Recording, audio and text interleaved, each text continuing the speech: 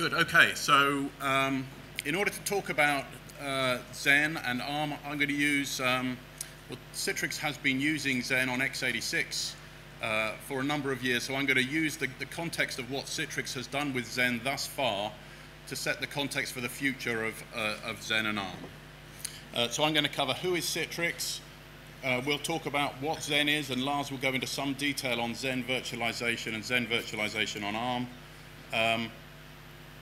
We'll talk about, and then we'll talk about why we think Zen is such a good fit for ARM and what our plans are for this area. First of all, who are we? Who is Citrix anyway? Citrix is a broad software company, or software and hardware company.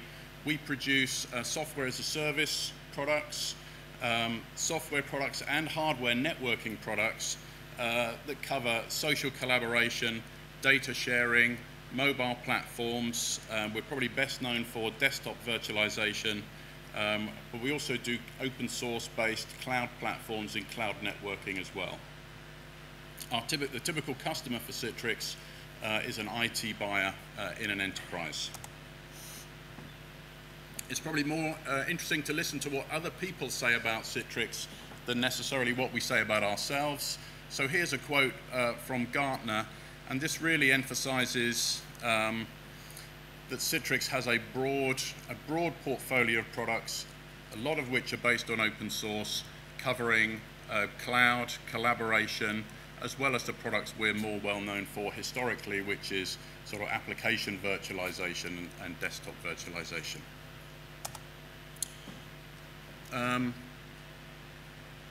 Lars and I are virtualization people, so let's look at how virtualization fits into the Citrix story. This slide shows the market segments that Citrix has solutions in. As I said, we're quite a big software as a service company, the GoToMeeting products and so on, data sharing, products up in the cloud. We are more traditionally known for desktop virtualization, so the Zen desktop product. And in this model, rather than running typically Windows desktops, users are using normally ARM-based thin clients using some software called Receiver, and those thin clients are connecting to Windows virtual machines running in the data center. So in this model, it's very popular with banks and governments where security is important. In this model, a single server in the data center could be hosting desktops for 100 to 200 users, and those are being accessed via an ARM-based thin client. iPads are very popular for this application, but it could be a sort of wise thin client device as well, or an iPhone, or a Linux phone. Keeping going to the right, the cloud networking products. We actually make some fairly beefy physical networking products for Web 2.0 companies use them for load balancing, and enterprises can use them to connect their data centers out to the cloud as well. That's called a NetScaler. And last year, Citrix acquired Cloud.com. So this is, it's now Apache Cloud Stack. We moved the software to Apache Cloud Stack as part of Citrix Cloud Platform. This is infrastructure as a service cloud orchestration software. So that's the set of products. Where does Zen virtualization fit into here? So you can see from this that Citrix is using open source Zen to underpin a lot of this cloud and virtualization software. And this is currently all on x86.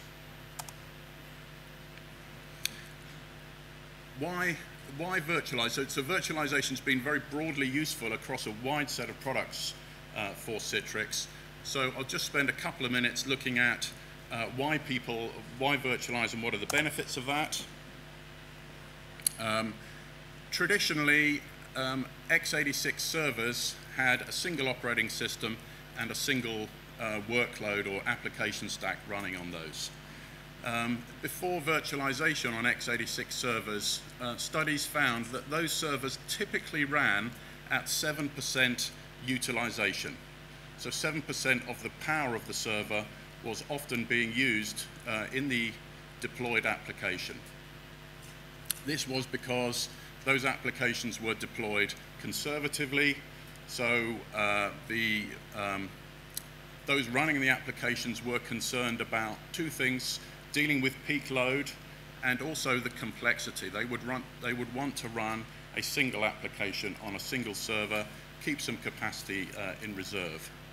And for every, in a data center, typically for an x86 server, for every watt of power that's going in, there's usually another watt spent removing, in air conditioning, removing heat and energy from the data center. So a huge waste of power and space and servers.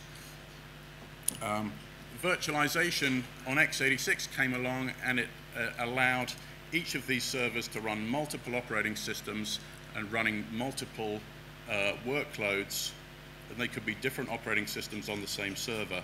So the utilization of servers was greatly improved, and money and space was saved that way. When you have a virtualized server, it's much faster to provision new services. So in the old days, before virtualization, if someone in an enterprise or a company or providing a service wanted to start a new service, they'd have to go away, buy a server, rack it up, add an operating system, add an application. If you have a pool of virtualized servers ready to go, new operating systems can be deployed from typically a management console within a couple of minutes. So rather than going from weeks to deploy a new OS on some new hardware, with virtualization, by sharing server platforms and just adding operating system and application instances to those, deployment times came down from weeks to minutes. It wasn't long before virtualization companies worked out how to move running workloads between servers. You know, an example, we published a paper on an Exchange server running on a Microsoft Windows Server platform, serving 3,000 users, can be moved from one physical x86 server across a LAN to another x86 server while it's running without anyone noticing. So the actual downtime for the application is measured in milliseconds, and none of the users would notice that their application running in a virtual machine has been moved from one physical hardware to another. So this mobility of applications provided benefits in terms of uptime. So if a server's developing a fault, an application can be moved, and the faulty server can be can then be taken down. It also facilitated greener computing. I won't say green computing, but greener computing on x86, whereas in some organizations, when everybody goes home, the remaining workloads and the work demand is less, so fewer applications are needed. The remaining applications can be moved, consolidated onto a small number of servers, and other servers powered off. This enables green computing and better use of energy resources. Finally, and this was discussed in the Zen talk yesterday, hypervisor, or type 1 hypervisor, is a small layer of software that sits underneath the operating system, and applications, this is a smaller attack surface, and applications can be designed that are more secure than the classic workload running on an operating system. So broad advantages through virtualization. So did this catch on? Well, as you probably know, yes, this has caught on, and already more than half of the x86 servers that exist are virtualized, and that trend is predicted to continue. So most x86 servers will become virtualized in the coming years. Not all of them, but most of them will be. Okay, so enter the ARM server into this picture. Great promise, less space, less energy, and reduced cost per unit of computing. And we believe that all of the advantages that I've talked about, the benefits of virtualization, apply to ARM servers as well as x86 servers. And we think that the way virtualization on ARM servers will evolve will be different to the story with x86. The benefits of there are different benefits there, and we think they will have different weights on x86. So maybe it'll be less important, the workload consolidation will be less important, but we think the mobility, the security, and the rapid deployment of applications will be equally valid on ARM servers as it is in x86. And one of the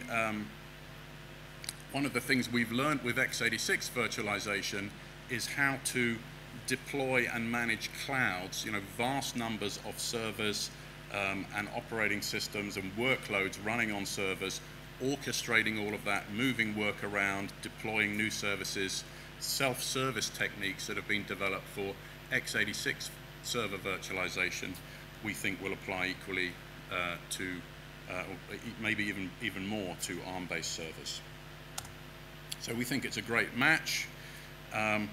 We know ARM servers are coming, or last week I think it was announced that that they're arriving now. So this is going to work. We think this is going to work very well together, and this is one of the core reasons that Citrix has been investing in getting Zen working well on ARM. And Lars is going to tell us about that in a couple of minutes.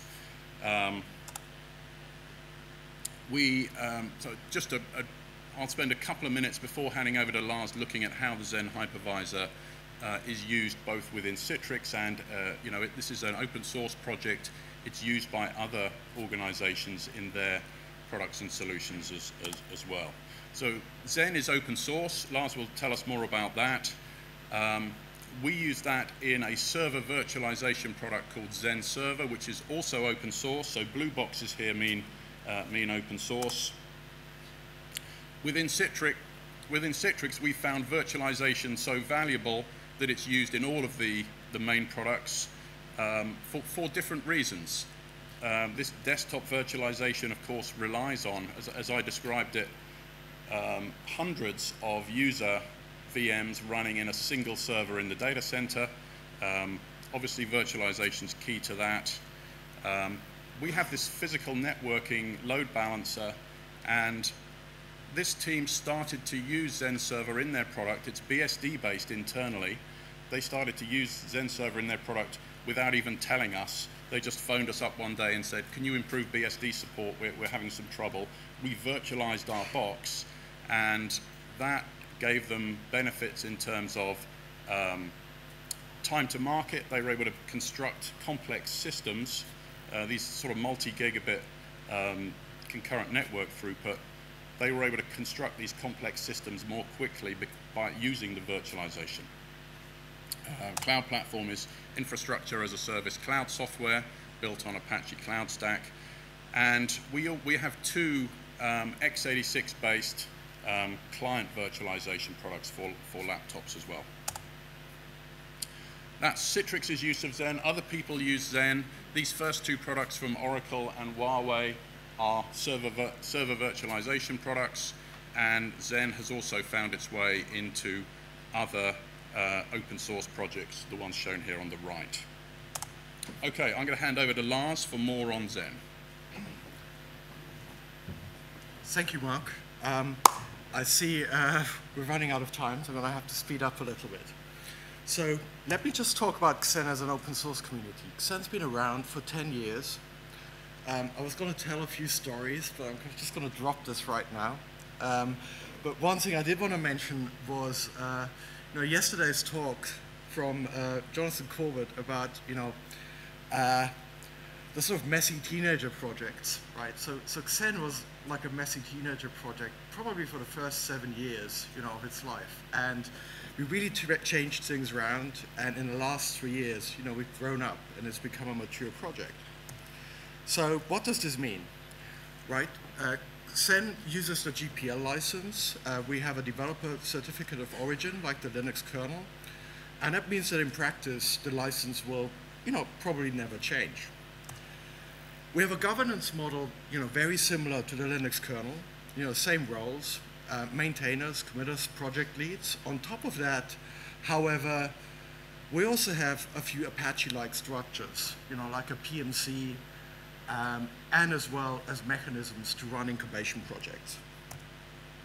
And, Citrix is the steward of Xen.org, but, in reality, all the developers make all the decisions. Xen also has a very diverse community. And I'll just put a few proof points up there, right? So Citrix actually only has developed about 30% of the code to the Xen code base, particularly in the last 2 years. The rest comes from about 15 major vendors. Major vendors are vendors, who contribute more than 1% of the code base.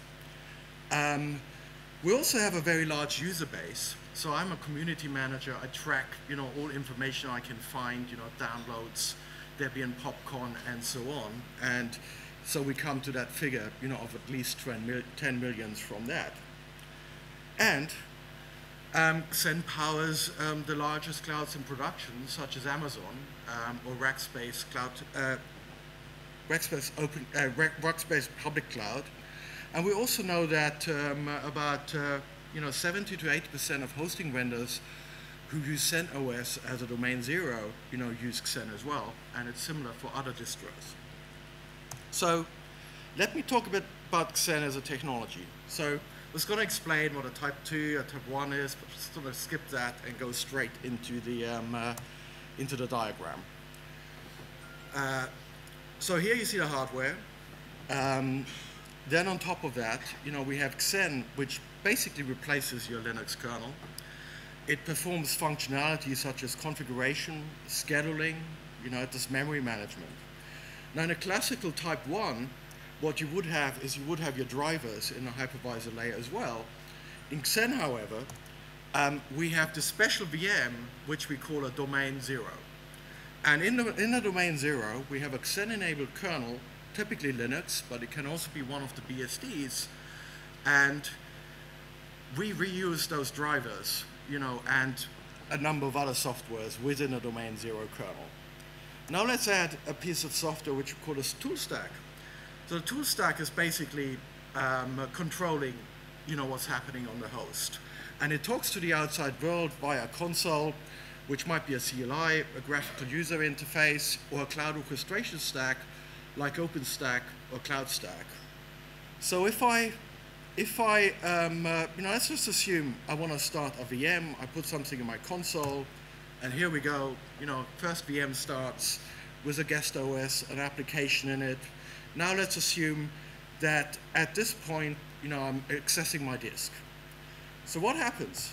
Well, what happens is that within the guest OS, I'm using a set of drivers, well, a set of shim drivers, which we call PV drivers, which then talks to PV backend, which then talks to the native drivers in the DOM0 kernel, which accesses the hardware, and everything's sort of sent back. And we call that paravirtualization in KVM. The same mechanism or similar mechanism exists, which is called virt.io. And of course, there's more use cases, and we just repeat and rinse and repeat, and there's more VMs and more interactions, and so on and so forth. So I caught up a bit, now I can slow down. So about a year and a half ago,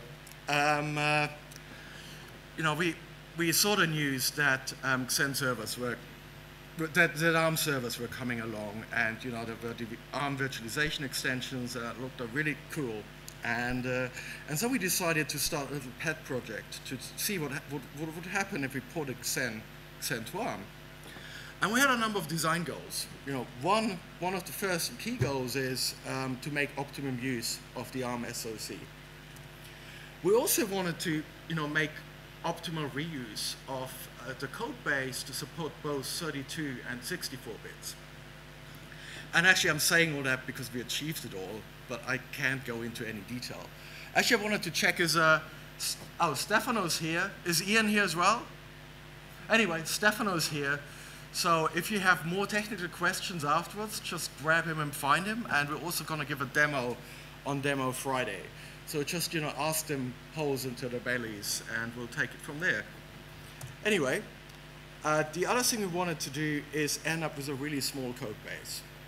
So if you look at the Xen x86 port, actually, depending on how you count, the x86 portion is about between 100,000 to 120,000 lines of code, whereas the entire ARM port, which covers 32 bits as well as 64 bits, is only 11,000 lines of code, right? That's not very much. And of course, because Xen's been around for a pretty long time, over time, quite a bit of baggage accumulated. We started Xen when there were no virtualization extensions, hardware extensions came along, we had to add more functionality, users started using it, and then whenever you do this, you end up with a complex architecture and you can never throw it out again because they're going to annoy your users. Well, for Xen on ARM, we had this opportunity to really, rethink everything and start from scratch. And so I think we came up with a really nice and neat architecture. And how does this look like, right? So I just want to bring up a few things, on an ARM SoC. So on the left, you see, the device tree, describing I/O blocks. There's the generic timer, gig, two-stage MMU. On the right, you see the hypervisor mode, kernel mode, user mode, and the HVC instruction. So how does Xen use this? Well, Xen runs entirely in hypervisor mode. We totally control, the generic timer, the gig, two-stage MMU, and Xen actually is driven via the hypercall interface, which is implemented using the HVC interface. And by the way, most of the HVC and hypercalls are basically control planes in Xen. Now, as a guest, a guest just runs in user mode and kernel mode as you expect. I already mentioned, DOM0, which is a special guest, and that controls all the I/O. And you see the interaction between a regular guest and DOM0 here on those, on those boxes between PV front, PV back, and I/O devices. And what's interesting is actually that interaction never leaves the kernel mode. So you don't have to go up into user mode, right? And then there's a few control calls down into the hypervisor. So what are the implications of this? Well, we actually only need one virtualization mode. On x86, we have 2, and under the hood, there's actually 5. I already covered that there's no user space runtime on the data path. Actually, one of the big implications of using PV is that we don't need to use device emulation, so we don't need to use QEMU to run the hypervisor. And it's actually quite easy to port. So I can ramble on about this, but I'm running out of time. So if you want to know how easy it is to port, find Stefano. So I was thinking about a quote, what describes Xen on ARM? What does it mean? Well, over the last 2 months, a couple of people said various things to me. One was, they like Xen because it's a very clean Type 1 architecture. Others said, well, we'd expect it to be very fast. But then we haven't been able to prove it, on real servers yet because they don't exist. So that's still an open question. And I also heard people mention, it's actually a great platform to validate. Yeah, I'm getting back at you. You overran. I'm going to overrun for 1 minute. But what catches it most for me is what Stefano said on the corridor to some of our engineers, is that it's actually a great match. It's almost as if the ARM architecture, the virtualization extensions have been designed for Xen. And where are we? Well, basically, it works. It works on a few pieces of hardware. We showed a demo yesterday, and we're going to show more on Demo Friday. And you can find Stefano. Stefano's then up again. If you want to talk to him, he can show you more. And it will be released in Xen 4.3, which is coming out by the end of Q2. And that's my bit, so I want to hand over to Mark, and hopefully he can finish in the last 2 minutes. Thanks, Lars. We're still going to finish early. We're still going to finish early. So we're here today as your guests. We're very excited about this project. It's gone very well. It's working. Come and see the demo. Citrix will be joining Linaro. I can announce today that Citrix will be joining Linaro as quickly as possible, which probably means the second quarter of the year.